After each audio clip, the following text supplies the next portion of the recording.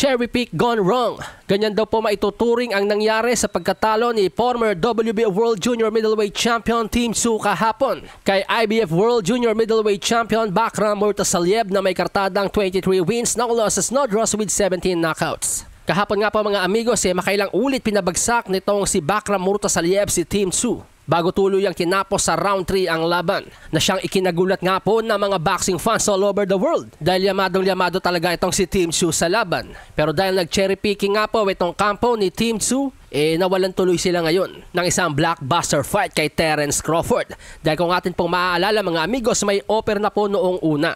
May mga balitang lumabas na ikinakasa na po ni Turki Al-Sheikh ang sagupaang Terence Crawford at Team Tszyu sa February 2025. Pero sa halip mas pinili nga po munang lumaban itong si Team Tszyu kay Bakram Murtasaliev. At magmula nga po nang lumabas ang balita na si Bakram Murtasaliev na ang lalabanan ni Team Tszyu, hindi na si Terence Crawford, bigla nga po sinabi ni Turki Al-Sheikh na hindi na siya kailanman maikipagnegosasyon dito kay Team Tszyu.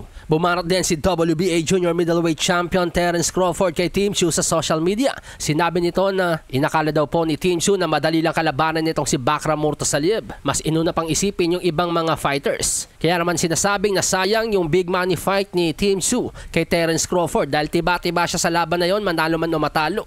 Ayon nga po sa kampo ni Team Tszyu sa isang pahayag, $25 million daw po ang potensyal nakitang pwedeng pagpartihan ni Crawford at Team Tszyu sa laban. Kung sumorkat lang sana itong si Team Tszyu kay Terence Crawford. Pero dahil gusto mo na maging world champion ni Team Tszyu, kaya nilabanan muna niya si Bakram Murtasaliev, napurnada nga po yung kanyang big money fight kay Terence Crawford. Alasahin ang baraha, patunayan mo sa'kin ha. Sino man ang mabunot na kalaban, di ka tatakbo ha. Sa bayan ko sa bayan, papalag ako para sa bayan.